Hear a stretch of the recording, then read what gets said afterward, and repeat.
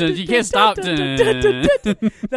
That's a really long bit, actually. I don't know. I forgot how much dun dun duns there were before the bass kicked in. Although I don't know if that was an entirely accurate representation. No, anyway, it wasn't. No, it's our interpretation, so that way. In case you have no idea what that song is, and you're fucking You blind probably and you didn't read the title of the episode, which I shouldn't disparage the blind, because audio formats are probably very friendly to the blind. And I say that every episode. Probably shouldn't. Anyway, if you didn't read the title or recognize that intro music, we just saw Halloween Ends, and boy howdy, did it end. Let's get into it. TB&J!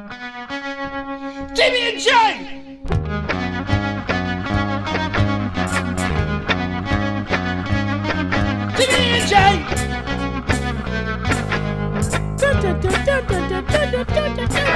TB&J! Coming in very high pitched off of that. TB&J! For those of you who have sensitive ears and hate high-pitched noises, I'm very sorry. Anyway, so yeah, we just saw Halloween Ends. We literally just got back to the theater about an hour or two ago. So the way we do things around here is typically we give things either a thumbs up or a thumbs down on initial impression, kind of like how the tomato meter works. Like, did we enjoy it or not? Because the internet is more or less bad or good. Nothing on the internet can ever be like a shade of gray. Everything is either the best thing ever or the worst thing ever. I think the internet is bad. Well, nowadays, sure. We should get rid of it. Troy, Halloween Ends, thumbs up or thumbs down? Can I make a request? What's that? Can I ask for yours first? I feel like this is a very interesting... I kind of want to know, without any sort of outside pressures, what your thoughts are.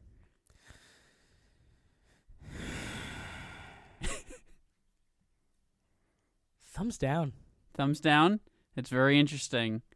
I'm going to go thumbs up for the sake of argument, but I'm really in the middle, some problems, but it's definitely a thumbs down, and here's why, all right? Okay, I think I know why. Well, you know a why. You don't know the big why. I think I know a few whys, but I don't know.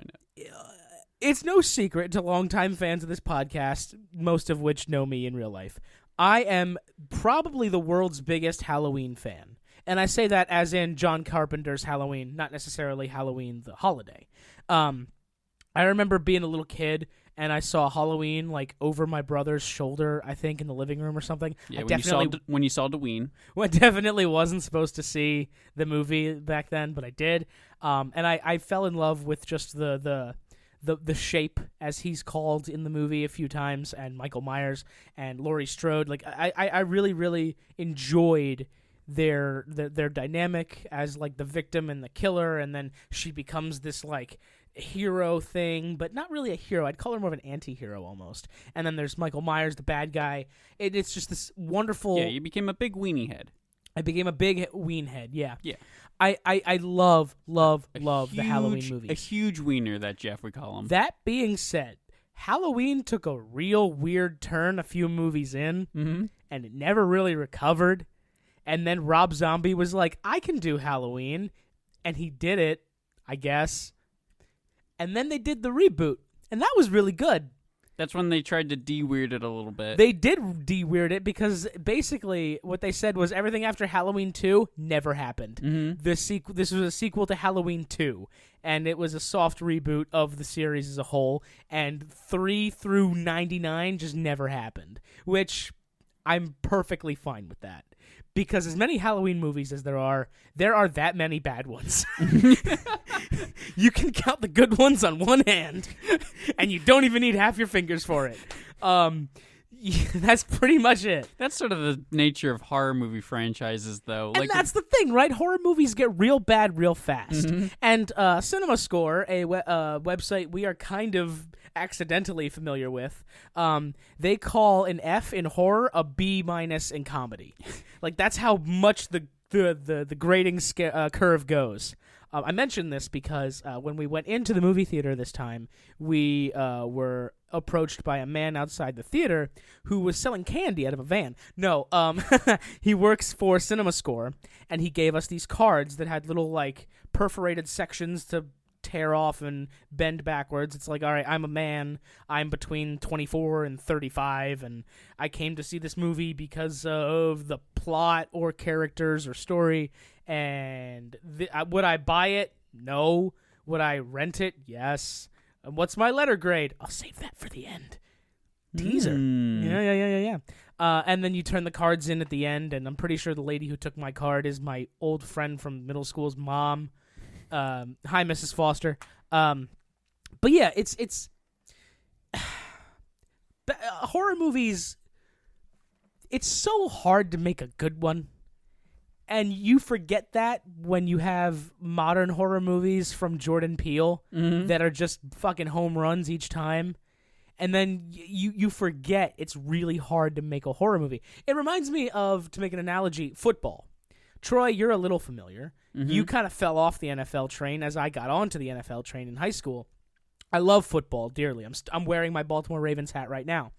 The Patriots, and Tom Brady specifically, made it look really easy to win the Super Bowl. This is what we call, this is the segment of the podcast what we call Jeff tries to turn this into a sports podcast again, just so you know if you're listening. Just you can continue. I'm not trying to No. You're not wrong. I would like more sports on this podcast, but none of y'all fuckers like sports except D, and he only cares about hockey. I don't give a shit about hockey. Anyway, but Tom Brady made it look really, really easy to win the Super Bowl. He did it 7 fucking times. So, like, other quarterbacks in the league are like, well, he's never won a Super Bowl, or he's only got 1 ring. Is he really any good? It's like, yes, he's fucking amazing. What are you talking about? He's fucking incredible. It's just that we have this weird alien that made it look easy. And that's kind of where I'm at with horror movies. I've got, like, Jordan Peele makes it look so easy, but it's actually really hard to make a good horror movie. That being said, Halloween is not... It's not a great story. Okay? Sure. It's the killer who keeps coming back through some weird fucking supernatural cause, and he keeps hunting down Laurie and Laurie's family. I would even go as far as saying this is the most genuine attempt at sort of a cohesive story. Yes, I would also maybe agree with that, except for maybe Halloween, the soft reboot. But this movie really tries to put a story in there, and I think it does okay. But ultimately, at its core, Halloween is a gory slasher fic. And we didn't really get that. There was a couple things. There was moments. That's the thing. There are moments, but not anywhere near what I was sold. Like when I buy a ticket for a Halloween movie, I want to see stabby, blood, gore, right. guts. You're looking for the real interesting kills in a slasher at this point. Yeah, pretty much. And in this one, there's a lot of like, there's a woman who gets stabbed, and then there's another woman who gets stabbed. And there's a guy that gets stabbed. But Yeah, like then we there's didn't- every now and then there's somebody who gets burned with like a blowtorch. Yeah, one guy got burned with a blowtorch. And that's where one of my complaints comes in. Is that scene in particular. So they have Corey, who they build up to be like this killer because he accidentally killed a little boy when he was a 21-year-old babysitter, and now it's years later, the town's labeled him a psycho, and he's got this evil building inside him, and it comes to fruition when Michael Myers is choking him but spares his life. Yeah. And it's kind of like implied that Myers looks into Corey's eyes and like sees what happened. And I'm wondering if he sees like the potential in him to be a killer, or he just sees like the pain and sadness and lets him go. Yeah, so let's call it as it is. This movie makes Michael Myers a Sith Lord. Pretty much, yeah. I mean, it really kind of does.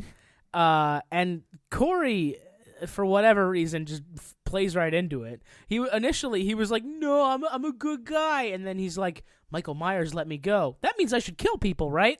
And I was like, It was a pretty fast turn. it was a real fast turn, and it felt really, really forced. I didn't like it. It's weird because it's such a slow build, like this is maybe the slowest build of a Halloween movie since like the original. It takes like half the movie for Mike Myers to even show up. Yeah.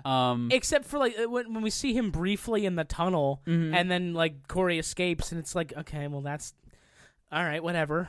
But it's like such a slow build, and then immediately like, oh yeah, we have to get a move on here, and then they start doing killing stuff. I feel like the director's like, oh shit, we're running out of film. We got to keep going. Corey, bad guy time. Allison, forget everything you've ever cared about ever, and just play into this guy's arms. Whatever. There were a lot of things I had. This movie is one of the few movies where I started making a gripe list on my phone as we were going. And before any of you get uppity, I only use my phone in movie theaters first of all, if I know I'm alone, and second of all, if I know that there's nobody behind me that I would ever be disturbing. We were in a pretty surprisingly empty movie theater for this movie, I feel Halloween just came out last night. We went to see this movie theater at 6 p.m. on a Friday. That's the showtime. It was me and Troy, and then 4 rows in front of us, it was 2 ladies. And that was it. Granted, we saw it standard. We didn't see it IMAX, 3D, whatever, Dolby Cinema. We saw it regular. And I will say, as we were leaving, the movie theater was way more crowded. It felt more like a Friday night. Also, I did notice one thing. They were playing, when I bought our tickets, they were playing Halloween Kills at one point. So if you really wanted to, you could go in and watch Halloween Kills and then Halloween Ends right afterwards if you lined it up properly. I mean, that's a good way to do it, honestly. It's like how they're fucking... before The Hobbit came out, they did a marathon of all 3 Lord of the Rings movies back to back to back before the premiere of The Hobbit, the first one. And I know a friend of ours, Mr. Brandon Gathercole, I believe, went to that. And boy, howdy, was that a real long time sitting in a fucking seat. I just looked it up. And opening night, it is currently doing pretty well. Is it? Yeah, it is not flopping or anything. That's good. I believe this is only like the second scary movie of the season to come out, or the second big budget scary movie of the season to come out. I mean, and also it literally is Halloween. Like it's a pretty big one. Even if it's Halloween 95, but it's still one of the biggest names in horror movies. It's gonna make money. Yeah, it has made $4.5 billion opening night. All right, so first of all, 4.5 million, not billion. I just said billion, didn't I? Yeah, you did, but that's okay. I think I knew what you meant. It's not doing that well. It's an M, not a B. That's all right. Before I go down my list of gripes about this movie, something I genuinely enjoyed about this movie was that in the beginning opening title sequence, I could be very, very wrong on this, but I want to say it and put it on the internet so that if I'm right, I look really smart. But I agree with Jeff. Why, thank you, D.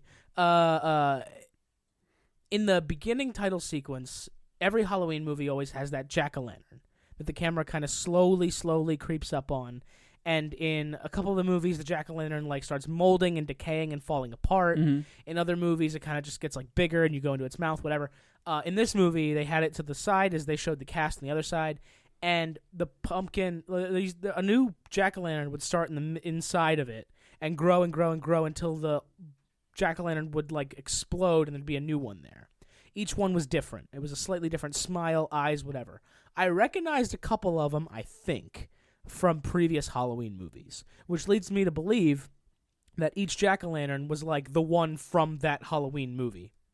You know what I mean? Mm-hmm. Like Halloween 2, 3, right, 4, Electric Boogaloo, the one where he goes to space, all of them. I'm just kidding. I don't think Mike Myers ever went to space. No, I think that was Jason. Jason is the one who went to X. space. Yeah. Fucking Christ, man. Horror movies got real bad in the 90s.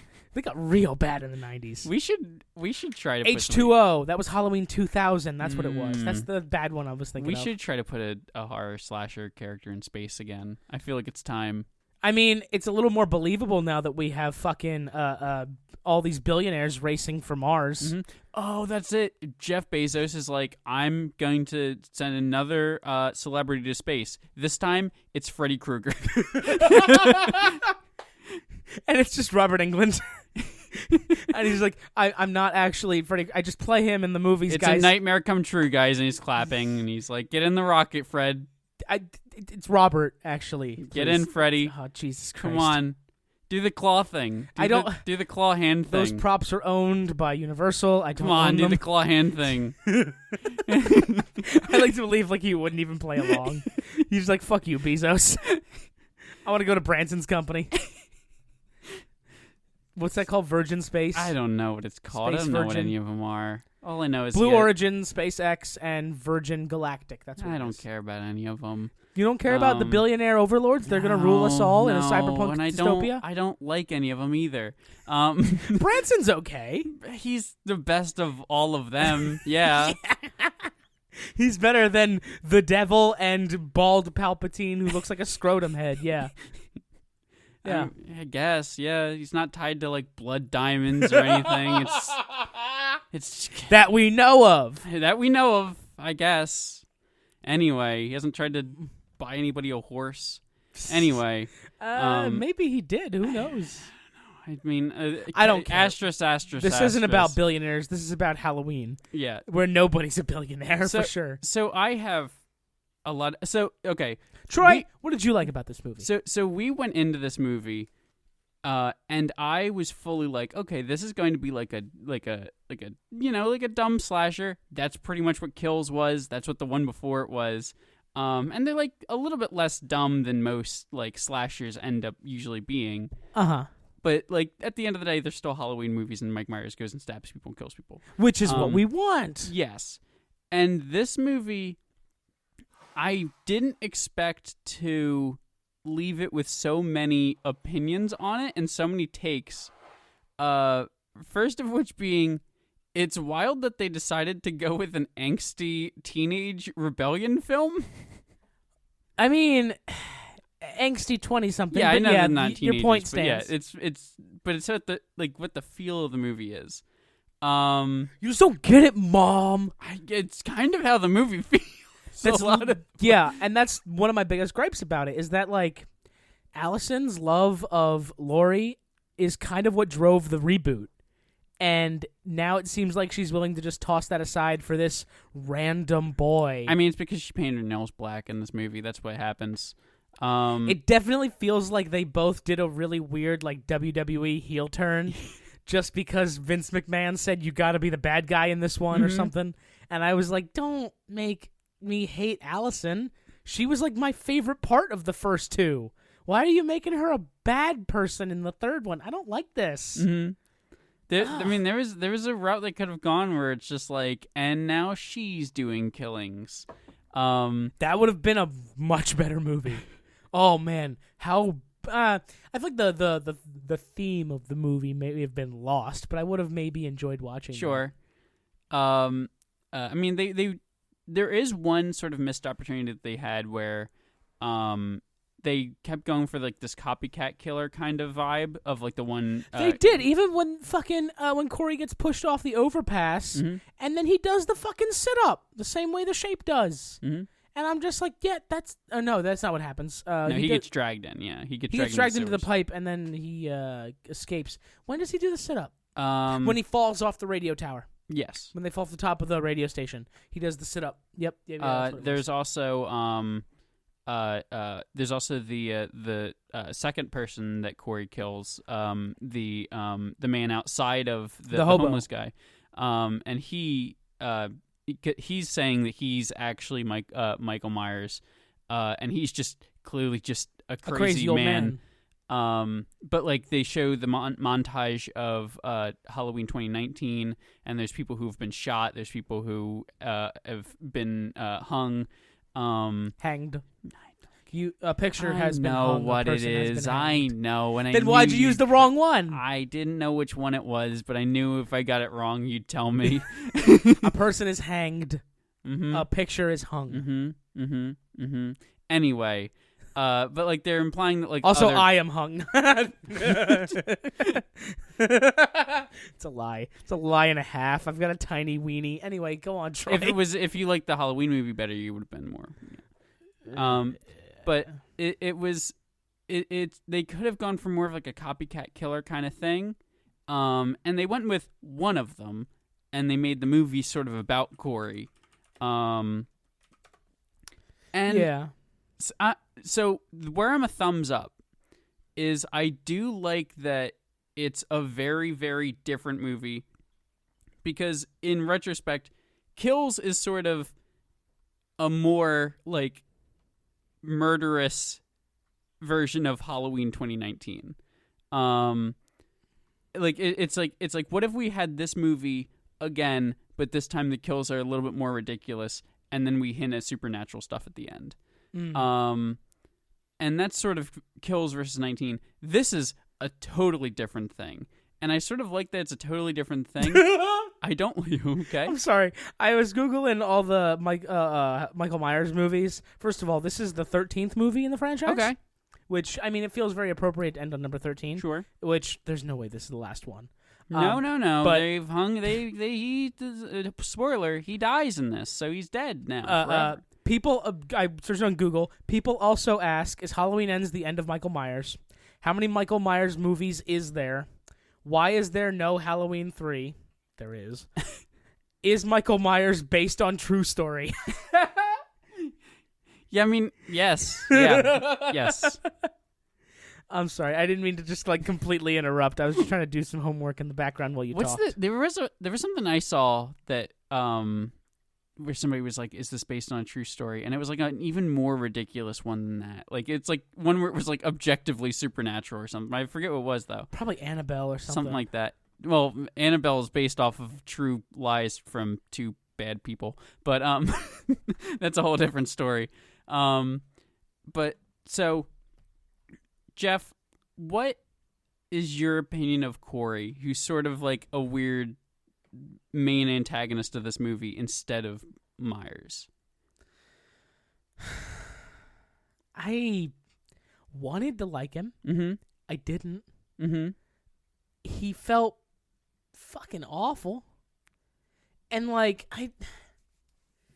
I really wanted them to do it well, where it's like, hey, here's the apprentice to the master, and he's gonna kill people. And it started out accidentally, but now the evil is consuming him, and he's gonna kill people, and he's even got a scarecrow mask. It's all going well. And then he, like, goes back to Myers and beats him up and takes the mask. That's, I think, I was like, what? That's the moment where I'm just like, I really want to know what Jeff's opinion of this movie is, but I don't. You're gonna have Laurie Strode battle tooth and nail against Myers for several movies, and he's like a huge monster, and she's doing her best, and it's still neck and neck. And they this had dude just like the entire town around him, and they all beat him up, and then he gets up and kills all of them. Yeah, and you just have this dude just like scuffle for a minute in the dark and just take the mask. It looks like somebody wrestling their older brother for the controller. That's literally what it seemed like. And I'm like, it's kind of goofy. I get that Michael's older now, but like he's still a supernatural killer. He's like, stop, please, give me the mask, come on. Like they should have fought. That would have been funny if like as they walked past the thing and they're just slapping each other. Only if Myers slaps him and then like Corey's eyeballs like bust out or something. But like, god damn, man, that was bad. That was the moment in the movie where I literally looked over at you and was just like, what's happening in his mind right now? What's happening in my mind was like, am I wrong for hating this, or is it just because they're emasculating my favorite hero, or my favorite killer, not my favorite hero? I just want to. You heard it here first. I want to backtrack a little bit. Michael Myers is not my hero. Okay, that is Penn Jillette and Conan O'Brien in equal measure. Mm-hmm. I used to say it was also Louis C.K. and Bill Cosby. Well, but you know. Yeah, anyway. Interesting company. If Conan or Penn come out as like monsters, you'll never have a hero again. There's no hope left in the world, right? Literally, like there's no hope left if Penn or Conan are monsters. I can be your hero. All right. I guess if everyone else is gone, maybe I'll call you. All right. I'll keep that. I'll keep that in mind. I'll just Okay. start planning stuff on Conan and Penn. All right. Things I liked about this movie. Man, that's I know, rough. Right? I love Halloween movies. I love the build up to the killings. I thought Do you want me to go? Because I gave it a thumbs up. I thought the little boy getting kicked like down the middle of that spiral staircase. That was maybe the most brutal part of the whole movie. Honestly, it was. And I say that after having watched Michael Myers rip his hand free from a knife pinned to a table and try to strangle Laurie, and then like he's got like a super Star Trek thing going on because his hand is like cleaved. Yeah, he's like, don't live long and prosper. I don't know how to make that work. I'm trying my best. Hey, I'll be here all week. I really hope you're not. But it's man. I kind of will be here all week. We keep doing a lot of these back to back. I'll be here tomorrow. Corey being a killer and then ending up like actually loving Allison and not trying to kill her. Like when he said, "If I can't have her, no one can," I was like, "Oh, you're gonna kill her. Mm-hmm. That's gonna be great." But no, he just fucking kills himself. I'm amazed he dies in this. That they didn't try to do a thing of like Myers dies and then they're like, but there's somebody else out here, and then depending on what the ratings were like, they go, and we're gonna reboot it, or they go, we'll do one with him. Yeah, either way, they could have done a lot more with Corey and they didn't, and that made me upset. But it's weird because they did a lot with him. They did a lot, but it was mismanaged. It's so weird because he is like arguably the main character of this movie. Yeah, no, he definitely is. He has probably more screen time than Laurie and Allison. He think definitely you're has right. more than Myers. Yeah, Myers has always historically had very little screen time. Mm-hmm. And that's kind of the thing. Like, if you have a big bad guy, you don't show him off very much. Right. You want the suspense building. You want the audience to think he's behind every corner. And that said, the cinematography was brilliant. When they do the alluding to Mike Myers hiding in the sewer by like zooming in on it, and it's just a dark fucking sewer, and they're there for an uncomfortably long amount of time before cutting back to something else, like that was brilliant. That was awesome. I loved it. And then fucking when Corey leads Doug, the cop ex-boyfriend of Allison, under the overpass, and he plays this weird like game with him, and he's hiding, and that was amazing, and it was really well shot. It could have been a little darker, but I feel like if it was darker, audiences would have bitched about not being able to see anything. The same way they do with fucking Game of Thrones. Mm-hmm. Excuse me, I'm still getting over a cold. Sorry if I sound a little strange. Got mucus buildup in my sinuses. You usually sound a little strange, but Doctor Strange? Yep. That joke is nothing. But it's not anything. It's just a reference. All right. What did you like, Troy? So I've asked you twice now, and I keep cutting you off. I did like. Well, I cut myself off at one point. I did like that they at least tried to make it a different thing.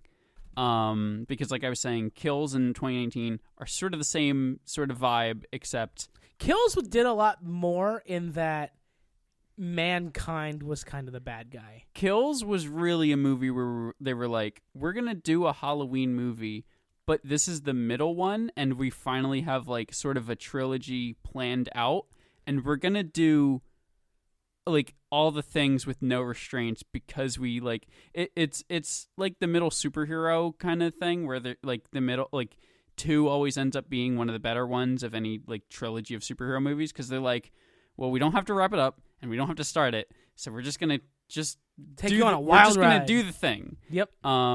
With like no expectations in it. I did like my favorite kill is what's the radio show guy? Willie or Welly? It was something with a W. Something with a W. But I thought it was Willie. His I think it is. But his tongue skipping on the record player over and over again was pretty neat, and I liked when it starts doing flips.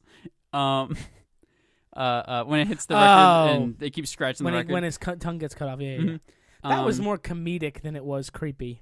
Sure, but I feel like that's sort of the territory you walk with all slasher films, where I just thought that was sort of...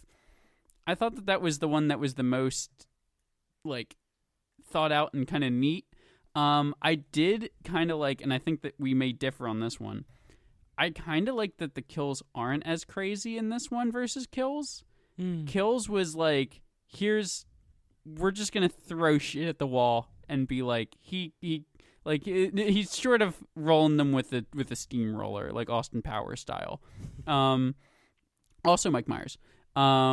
Different Mike Myers. Same guy. Very different Mike Myers. Same guy. But takes off the mask. Yeah, baby. Mm-hmm. Come here, Laurie. This one I feel like we gonna have a happy Halloween, baby. Come here. And that's why I went Halloween, but he talks a lot. As opposed to never saying a word.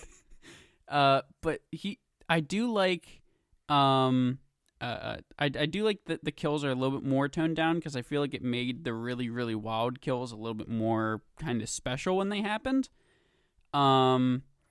And I feel like that's not going to be a super popular opinion. I feel like most people are going to be like, no, hit him with a baseball bat or something. Like, do something a little bit different. I mean, I like when he gets hit with a baseball bat. Mm-hmm. But overall, I think my entire opinion is just, it is different, and there's 13 of them, so I'm okay with one of them being different. But I don't like that it's both the finale one, it's air quotes, and also the one that they sidetrack him for somebody else. Yeah. All right. I've been vague enough. Let me go down my list of bitches and Go moles. for it. So I mentioned how he knows her exhaust is the problem without even looking, and all she said was it's rattling. There's a million things that can rattle in your fucking car. Granted, exhaust is a common one, but how the fuck would he know that without looking at her car first? X. When Corey is in the Quickie Mart buying a bottle of chocolate milk, he takes the bottle out of the lane in the cooler, and the plastic slider that is supposed to push the bottles forward is right there in the front, when it should be behind the other bottles that are there in the cooler. Whoever stocked that cooler is a fucking idiot. Wow, we are going deep into the mind of Jeff on this one, I guess. Corey's mom fucking hated her. So glad she ended up dead. Corey's dad. Actually, nice guy. that's a complaint I had. The mom blows, and she's like one of the main reasons that Corey like turns to the dark side altogether. Like she's really like his main sort of like his main bully, kinda. Yeah. Her, and the one marching band kid. Football player. I thought that they said that they were all. They were heading to the game, right. And he was wearing a Letterman jacket. He was definitely a football player. Like those two are the two main bad guys for him. Yep. And his mom, after we just got 5 pretty good kills, it cuts to him going to his mom's, and it cuts away before the kill. And I'm like, but that's the one that people want to see die. I wanted to see her get stabbed. What are you doing? Speaking of dead people, all the times we saw a dead body after getting gruesomely murdered, it looked fucking terrible. Mm-hmm. Seeing dead Billy in the car with the stab in his eye, that looked like a dummy. Like, that looked really, really bad. Interesting. I didn't notice that. Yeah. One of the things I look at whenever they have dead bodies in movies is how good does that dead body look. Billy looked like shit. Because you have a lot of real-life dead bodies to compare them to? Absolutely. The one girl who got hit with the wrench, and she had like this gash like down the side of her, separating her like head and neck from her shoulder. That dead body also looked like trash. It looked really, really bad. Interesting. Mm-hmm. I know, right? The dead bodies, and that's kind of it for dead bodies, aside from like the little kid who fell down the stairs. But after he dies, the parents crowd him, so you don't get a good view of that dead body. So it's hard to tell. And then the other football player dies with the blowtorch to his face.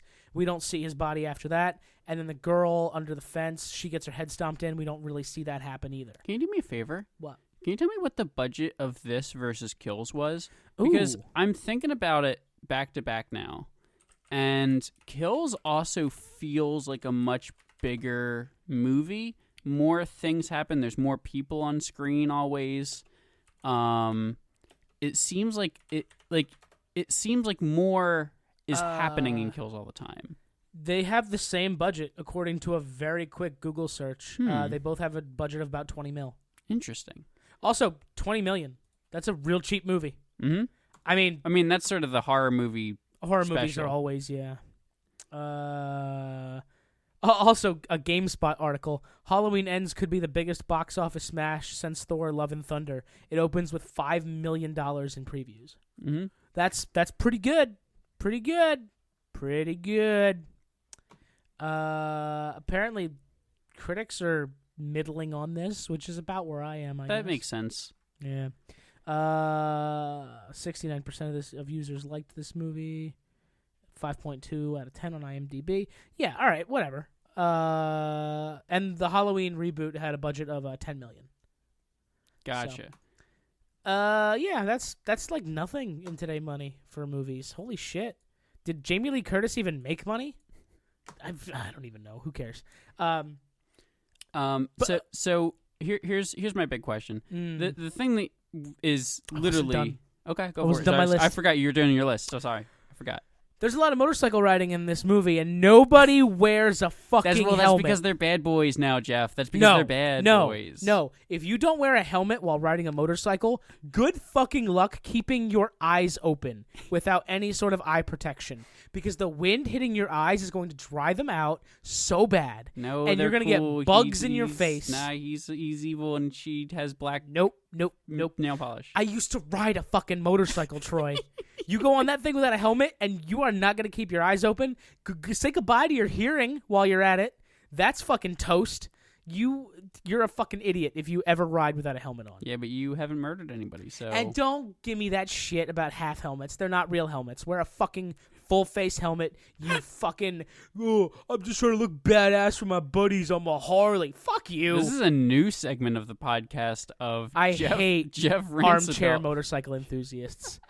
If you like, think of the kind of motorcycle guy I'm talking about. That fat guy who wears a leather vest and gets on his Harley every Saturday once he's done with his like fucking chiropractic practice, and he gets on his bike and rides around to the diner with his wife, and he orders a Grand Slam, and then he gets on.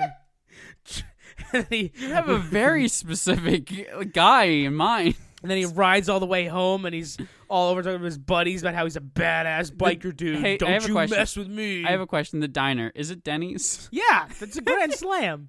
I didn't want to call Denny's out like that, but You yeah, can Denny's call doesn't. Denny's out. Denny's doesn't deserve the heat that I was giving out. The fucking motorcyclists, they're like, oh, it's not a Harley. It's not really worth riding. Like, what are you doing? Fuck you. First of all, Harleys are the number one targeted bike of theft because everybody knows they're expensive and they're fucking pieces of shit. Is this all on the list? Is this in Harley has refused to innovate its engineering in decades because they keep catering to the old fat white guy retiree market. And guess what, Harley? That market is dying. They're not getting any younger or skinnier. So One eternity later. you need to innovate, all right? Take a page out of fucking Triumph's book or Zero. Do something better, all right? I really hate Harleys, and I really hate fat white guys that ride them. Where was I? Oh yeah. As soon as we saw the metal shredder in the scrapyard way early on, I definitely tapped you on the shoulder, and I was like, somebody's going in that. It has to happen. I think it was a really big cop out to make it Michael. Okay. I feel like that Corey definitely would have shoved somebody in there. Mm-hmm. Like, he's got 4 kids. He's got to kill them all, interestingly. One of those kids goes in the metal shredder. Like, that should have been an option. That should have been what happened. It's not. And I was really disappointed in that. Because they really fucking screwed the pooch on that. Screwed the pooch. No, they missed the boat. That's what I'm going for. Wrong euphemism. And then, well, the pooch is on the boat and they missed it. yeah. I think grinding up Michael Myers in the metal shredder is a really big fuck you to anyone who was like, he could come back. Nope, he's literally in pieces. All of his pieces reassembled on the other end into a fully formed Mike Myers. It's like the Blob. Is he like Ditto? Yeah. You went with another horror movie. I went Pokemon. I mean, the Blob and Ditto are sort of, they're the same. I don't think the Blob ever looks like anybody. I think it's just Jell-O. Yeah. And then my other biggest problem was Laurie Strode has a tendency to really think out all of her plans. It's been that way since the very beginning. Not the very beginning, because she was just a babysitter, but ever since becoming the survivor hero of the story, she's been very big on planning things out, always having an escape route, always having weaponry, etc. Her plan of calling in a suicide just to have the cops show up makes no fucking sense. Okay? You call in a suicide knowing that, because in her mind, it's a trap for Corey, who she knows is going to try to kill her. and she shoots him. Corey doesn't have a gun. Mm-hmm. Also, he's not going to shoot himself in the chest twice. You called the cops to your house to frame yourself for murder. Like, what? No, sometimes... And then he does actually kill himself, and instead of keeping her distance or leaving the blade in the wound like any trained first aid professional, she takes it out and puts her bloody fingerprints on the murder weapon. So just so Allison can walk in and blame her mom for killing the boy she likes.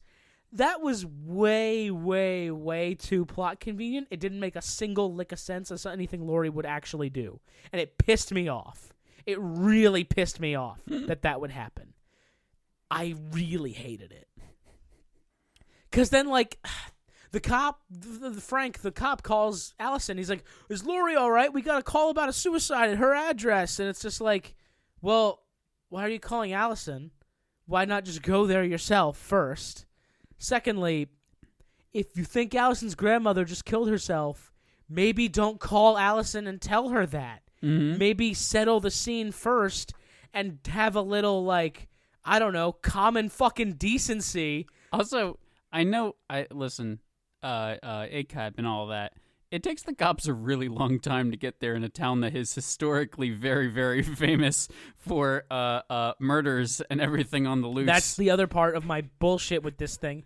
Like, it's a real long fight with Michael Myers before the cops show up. Mm-hmm. Like, She fights two different people. Yeah. Kind of. I mean, one's real short, but still. Yeah, but goddamn. And then Michael Myers showing up as Corey's, like, clinging to life, and he just breaks his neck. I mean, it felt like putting down a rabid dog. I was really, really in a weird place where I thought the head was coming off for some reason. I wanted it to. I thought that's what was going to happen too. Sub-Zero him. Finish him. We used to have that as a drop. Mm-hmm. What happened to it? I don't know. I don't see it here. Well, make a note. I'll add it to the soundboard. Is this good enough? Emotional damage. Sure. And then Allison goes and sees the fucking radio station's on fire, and she was like, Corey was a bad guy all along. My grandma was right. And I'm just like, that's a hell of a logical leap you just made, but maybe I'll allow it. Maybe. Big maybe. We like Allison enough, so yeah, go for it. Sure. They definitely could have done a lot more with her character, and they could have done a lot more with the underlying plot of how Laurie and Allison and Corey were trying to overcome these reputations that Haddonfield had put on them. Mm-hmm. And that was a lot of really interesting shit going on. It really was, and they could have done a lot more with that. I would actually argue to say that the movie is much better before it becomes a Halloween movie. Yeah, I think you might be right. But, like, after Corey's heel Wow, turn... you really didn't like him. Corey's heel turn, and Allison just saying, fuck you to Laurie and just leaving. Like, I don't... Man. So I have an observation that I didn't bring up when I was talking about it earlier. Have you noticed that this Halloween movie, has a massive lack of Halloweening?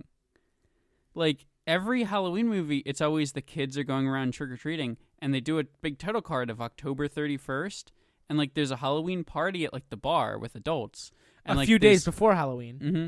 And, like, there's flashbacks to kids doing Halloween trick-or-treating. But on the actual Halloween, we don't get a whole lot of that. Halloween modern day does not have any trick-or-treaters in it. Yeah, no, it doesn't. Which is sort of a big aesthetic of these movies. I wonder if that's on purpose, because it's been, like, 4 years since Myers, like, escaped, and everybody knows he's out there. Or... I mean, allegedly. So, like, maybe it's like, oh, there's no trick-or-treating as soon as the sun goes down because Michael Myers is out there. Mm-hmm. If that's the case, or if they had said or alluded to any of that in the movie, I would immediately put that up to some world building. It would have been interesting if somebody was just like, yeah, we don't do Halloween anymore. Yeah, but instead, we didn't get any of that, and it just felt really, really bad. Mm-hmm. You're right. The only Halloween stuff we really got on Halloween was Laurie lighting a jack-o'-lantern. Mm-hmm. And I'm just like, I guess. She shoots a different jack-o'-lantern, too. That's really weird. It was strange. Yeah. I mean, you don't want to shoot the one that's on fire. That's fair. You don't want to burn your house down. That's fair. It's a very wooden house. I mean, a lot of houses are pretty wooden. Yep. I would argue it's a pretty common building material. I would argue it's one of the most common. Right up there with, like, brick. So how do you feel about the actual... they showed in every single trailer. That was literally what all the trailers were. How do you feel about the Myers Laurie fight? Laurie's dead. I'm just going to say it. First of all, she has suffered so much physical trauma in the last, what is it now, 78 to 2022. Do the math. It's a lot of years of physical trauma. And canonically, Halloween 1 happened in 78, and this movie is 2022. She also has a lot more, like, build up and set up and weapons and everything in both 2019 and Kills. And this one, she's sort of like, she's just like, I have a gun and well, a knife. because she made a very big point in this movie about putting it all behind her, and she's like, it's a normal house, no traps. I'm just trying to put it all behind me, and I'm trying to move on. I'm just saying to your credit of, she does not survive this fight. Oh, yeah. She shouldn't have survived this fight. First of all, Myers slams her head into a china cabinet. The glass breaks. She falls to the floor. No bleeding. He slams her head into the wall. She's fine. She gets right back up. He puts her hand into a garbage disposal, which was a huge fake out because it didn't actually do anything. Mm-hmm. She managed to hit him in the head and escape at the last second. And he, like, the amount of physical fucking trauma just getting hit that she took, like, she would at least be woozy or unconscious, especially in her advanced age, generous. Now, what if they hit you with the double twist? What if Mike Myers, not supernatural in any way, suddenly Laurie Strode hits him with, like, the Kamehameha blast? Suddenly she's supernatural. Kamehameha? It's depending on how you say it. They say both in the show, I think. No. I believe they do. I believe they don't. How many episodes have you seen? 17,000. I don't think that's true. It's not at all. I've not seen a single episode. I also have not seen a single episode. I played the fighting game. Either way. But she should have definitely been unconscious or knocked out or woozy or whatever. I said unconscious or knocked out as if they're two different things. Myers, when he finally does die, when she's like slicing his throat and then slicing his wrist long ways to make him bleed out faster, that was maybe the worst special effects I've ever seen with a weapon. Interesting. It looked like the dullest knife being dragged lightly across somebody's skin, and then they bleed. It didn't look like it actually did anything, unless Laurie is just crazy diligent about sharpening her knives. They looked like standard KitchenAid knives, and she just dragged them across his skin like they weighed nothing, and she applied no pressure, and we're supposed to believe she cut his jugular, and then she cut his wrist open. Well, No. he's old. The skin is very... No. Don't believe any of that for a second. I did enjoy how even after he was unmasked, we didn't get a good look at his face. I was glad that happened. I really liked how in her memoirs at the end, she says the final closing line of, like, evil doesn't die, it just changes shape. Mm-hmm. Alluding to the shape, which is what they call Michael Myers. I really, really enjoyed that because, first of all, it opens the door for them to keep going. And second of all, I feel like it does kind of close the door on Laurie's story. Mm-hmm. Because as much as I love the character of Laurie Strode, I feel like it's an appropriate time for Jamie Lee to bow out of these movies. Yeah, I mean, and they can do the character at some point again, but it's definitely not going to be her. No, and the other thing about it was that they didn't shred Michael's mask with him. Mm-hmm. That mask still exists somewhere, because they left it in her house when they took Michael's body through town and to the scrapyard to shred it. So, I mean, that's... First of all, there are easier ways to do that, okay? You didn't need to do that. No, they wanted a parade, though. Sure. Also, I feel like that would traumatize a lot of people. Like, I know it's the whole guy's city son- is full of trauma Yeah, survivors. Well, man. yeah, I guess that's fair, but it's very weird to be like, hey, everybody want to see a dead body? Well, excuse my yawn. I mean, equate it to like a town of Holocaust survivors, and they're just like, hey, we got Hitler's I body. guess it's not wrong. It's a pretty apt comparison, maybe. One is obviously more traumatic than the other. We just sat through a terrible movie. All they had to do was go to camp for a few months. I'm sorry. It's a terrible joke. It's a terrible, terrible joke. No, but I don't have very many other good things to say about this movie. They took a lot of my beloved characters they made me like over the last 2 movies and didn't do much with them. That's where I'm at. See that I was ready to give you more of a front billing of this podcast because you care much more about Halloween than I do. Yep. And I think I mean my positives really have just boiled down to it's different, but like you're laying it all out, and I'm not disagreeing with any of it. You may have bumped me down a little bit, honestly. Yeah. You may. I mean, you bumped me down when we did Don't Worry, Darling. That's fair. And to be fair, my opinion of it has only decreased since that podcast ended. Yeah, there's a few movies that we've done where like you kind of look back and you're like, I feel like I could have given that a little bit lower. Yeah, maybe. Sometimes a little bit higher. All right. It's. I think we've hit the end of the podcast. I think it's time to give out a letter grade. Troy, what letter grade did you give Halloween Ends? So I'm gonna give this 2 different answers. One, I gave the card to the guy at the review, and at the theater, I gave him a card that had a B on it. I think you may have moved me to a C.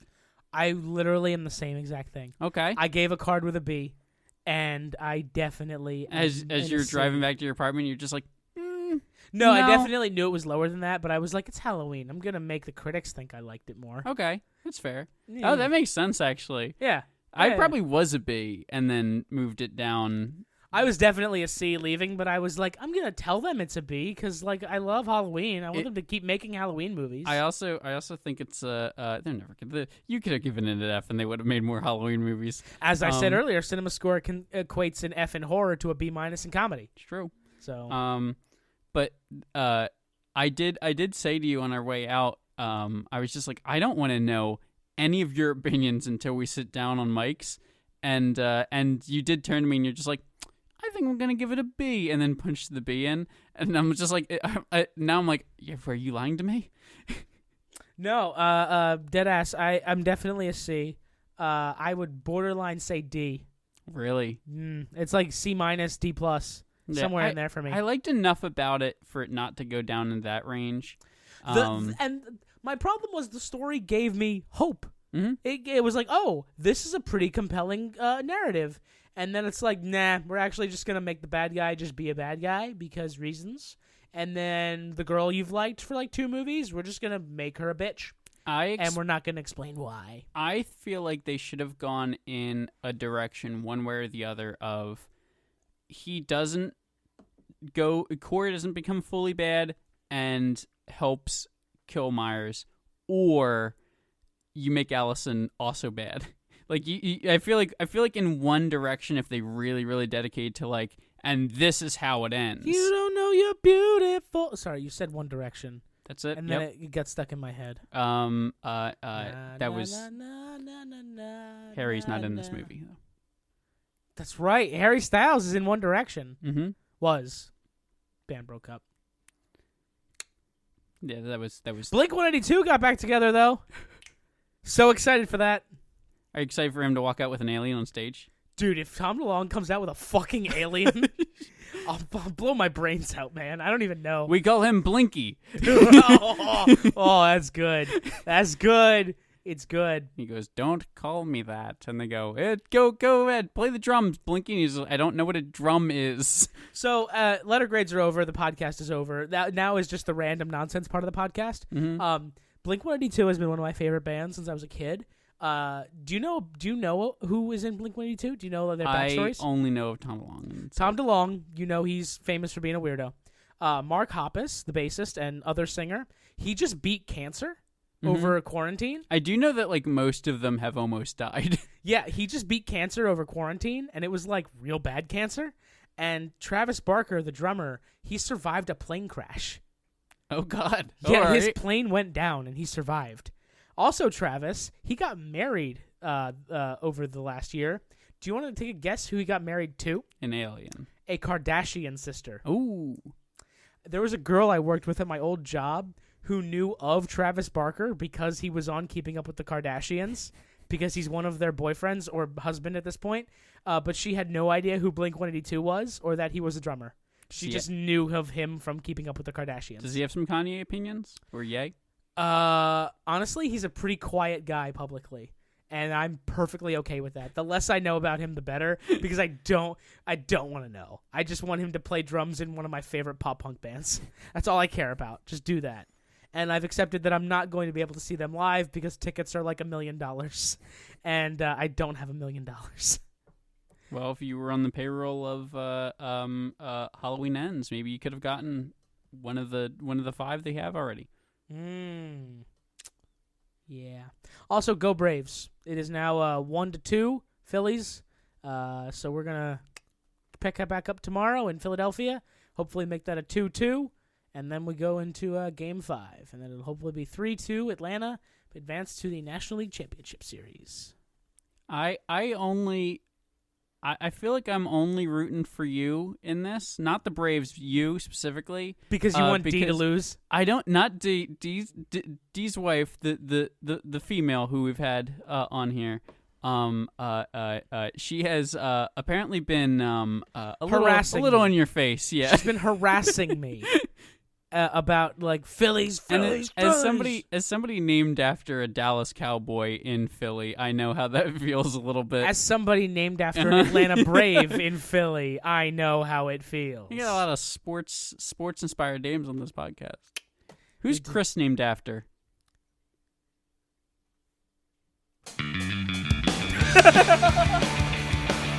That was it for our podcast. Please leave us a kind review on your favorite podcasting platform. Give us 5 stars, write a little review, and tell us how much you love us. And we will see you next time on the TB&J podcast. I've been Jeff. That's Troy. On TB&J Ends. Oh, no. Yeah, it's the last one. What? Next episode's the last one. We didn't tell you? D and I haven't finished House of the Dragon yet. Well, that sucks. Next one's the last one. I told it. Shit. He's named after Chris Pratt, by the way. It's me, Chris.